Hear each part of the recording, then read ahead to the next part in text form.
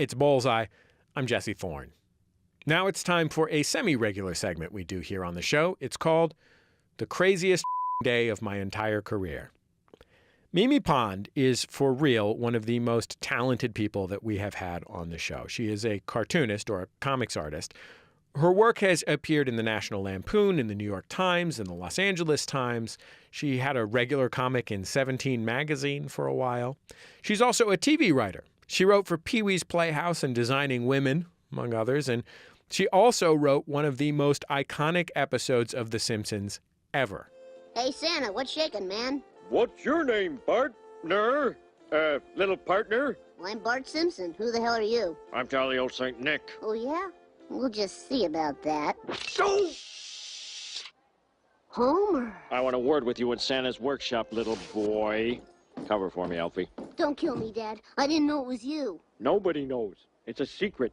I didn't get my bonus this year, but to keep the family from missing out on Christmas, I'd do anything. I'll say, Dad, you must really love us to sink so low. And before all of that, Mimi was a waitress.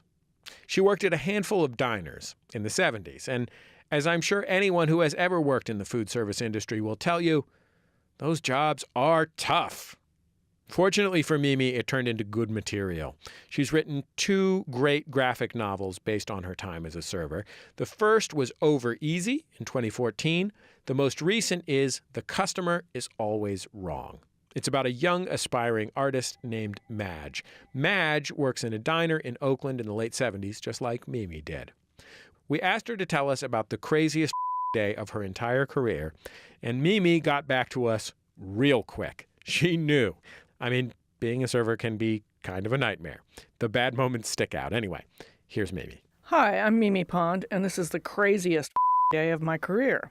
So, the protagonist in my graphic novel is a waitress named Madge who works in a restaurant in Oakland. It's a thinly veiled and fictionalized version of my real life. So one thing I can probably talk about is this story, which really actually did happen almost the way I described it, both now and in my book, The Customer is Always Wrong. There was a lot going on in Oakland in the late 70s and also in the world. I just feel like besides that restaurant being a very vivid and colorful place, both visually and with the people who worked there, because the restaurant manager hired people on the basis of a joke or a dream. He was kind of casting his own strange anarchic opera in a way. So back in 1979, I was working as a waitress at Mama's Royal Cafe in Oakland, California.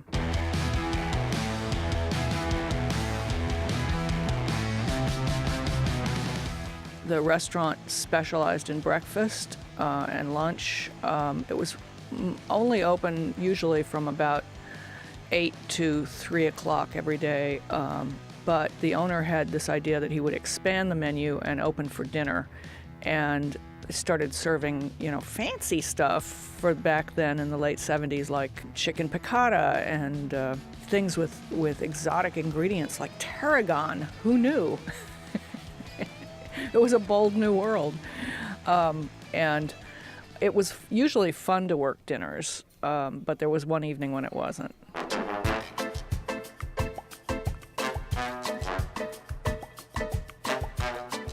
Working with me that night at the restaurant were Anthony, the cook who cooked the regular daytime kind of meals like omelets and sandwiches and hamburgers and the like. There was Jimmy, who was there to cook the fancy dinner menu that the owner of the restaurant had designed to, bring in evening customers. Then there was Kevin, the gay dishwasher, who had a real talent for constructing fascinating outfits out of thrift store purchases. I mean, all to his credit, it was like really awesome what he could do with like a pair of flowered bell bottoms from the 60s. He would peg them and then turn them into like these crazy punk pants. But he was constantly admiring himself in the mirror, just like could not get enough of himself. And he was always singing along with the radio, and in his mind he was probably in an early MTV video. He was probably on speed, is what he was on, because they were all on something. I was working a dinner shift with another waiter, and everything was going pretty smoothly. And then I was waiting on a couple, and they ordered, something like veal scalpini and, chicken piccata or something like that. So I go to put in the order, and Jimmy, the cook who is there to cook the dinner entrees, is missing. And I say to Anthony, the other cook, who is the person who is there cooking burgers and sandwiches, I said, "Where did Jimmy go?" He says, "I don't know. Maybe the bathroom." So I went and knocked on the bathroom door. I don't get an answer. I'm starting to get a little panicked. I'm so frazzled, I forget to bring these people their dinner salads. So they're sitting there with nothing. They're getting madder and madder.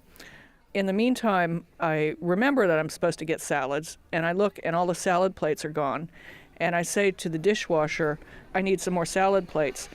Kevin, the dishwasher, is too busy singing along with Young Americans by Bowie on the radio, and I've interrupted him, so now he's pissed off, and he screams at me, "Get him yourself." So he's pissed me off so much that I pick up a coffee cup and I throw it at him, but instead of hitting him, I nearly miss hitting Anthony, the other cook, who then starts swearing at me. Now I know I'm really in trouble because I'm going to have to ask Anthony to cook something, and he's mad at me. And meanwhile, I'm knocking on the door and no answer. And, I go back to the table and finally bring the people their salads, and they're just fuming at this point because it's been 20 minutes or something. And finally, it turns out that Jimmy's on the nod in the bathroom because it turns out, who knew, he's a junkie.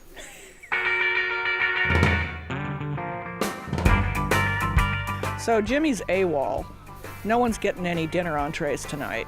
I have to go not only to this table, but to many other tables and explain to them that the wonderful dinner entrees that they have come in search of are not on the menu tonight, but that our other cook would be happy to make them a hamburger or a sandwich or an omelet. Everyone just gets up and leaves, and I make no money that night, and I have this pain in my neck that won't go away for weeks. They had to call the manager, who had to come in, and he was pissed off, and I already felt terrible that I had almost blinded Anthony, the cook, with flying porcelain fragments, and wanted to confess my sins to him, but he stormed in, just headed straight for the kitchen and started cooking, but by then everyone was gone.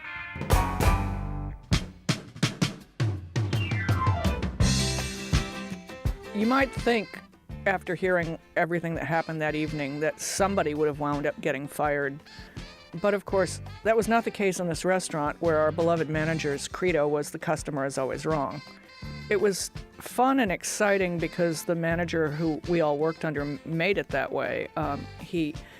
His attitude was that we weren't all really, people who worked in a restaurant. We were artists who were observing everything going on while we were sort of pretending to be waitresses and fry cooks and dishwashers. And this was, these jobs we had were basically just a goof that we were enduring for the sake of reporting on it. He was more on our side than the customers.